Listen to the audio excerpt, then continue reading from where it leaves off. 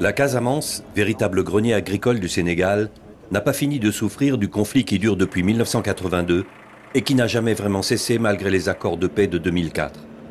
Durant cette guerre, les mines antipersonnelles ont été largement utilisées et disséminées dans des zones civiles, en particulier dans les plantations de mangue et de noix de cajou. On compte 5000 victimes depuis 1982. C'était le mercredi 17 juillet 1998. J'étais partie récolter des mangues et des noix de cajou. Quand je me suis penchée pour en ramasser une, c'est à ce moment-là que j'ai sauté sur une mine.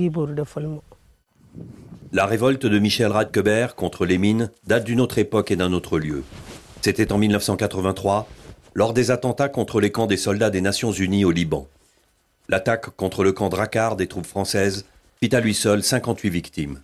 À l'époque, j'étais fantassin et j'y connaissais absolument rien dans tout ce qui était colis piégés, mines, déminage, etc. C'était pas du tout mon métier. Et à l'époque, j'étais appelé au service militaire.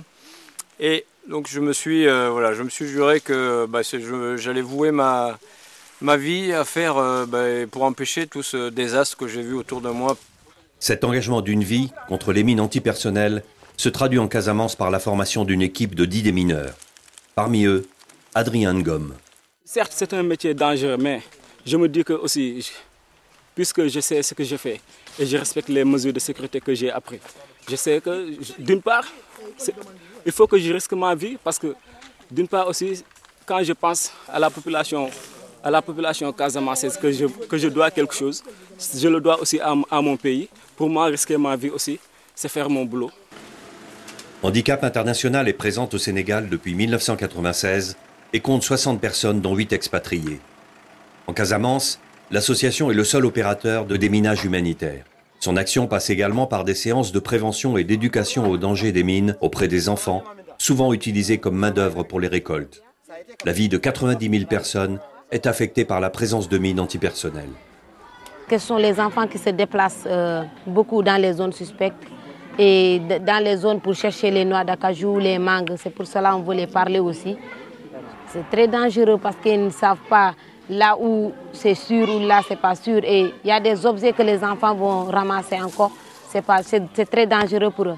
Toutes ces années, on a enregistré des accidents et ces accidents concernaient directement nos enfants. Il y a des hommes mal intentionnés qui viennent, qui s'installer dans le village, qui utilisent les enfants comme des ressources, qui demandent aux enfants d'aller cueillir des noix dans des zones extrêmement minées, où ces adultes ne se rendent jamais.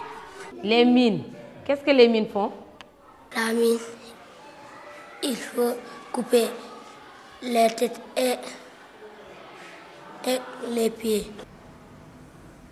En un peu plus d'un an, Michel et son équipe ont déminé 65 000 mètres carrés de terrain et libéré 7 villages avec seulement 10 démineurs.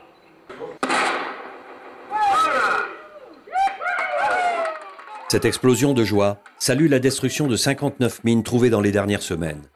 Une infime partie, car il reste encore 6 ans de travail en Casamance.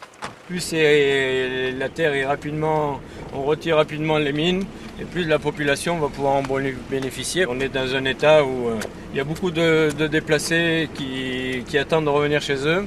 Et tant que la Casamance ne sera pas déminée, ces gens-là ne pourront pas revenir chez eux. On a trouvé 11 mines ici. Là. Voilà.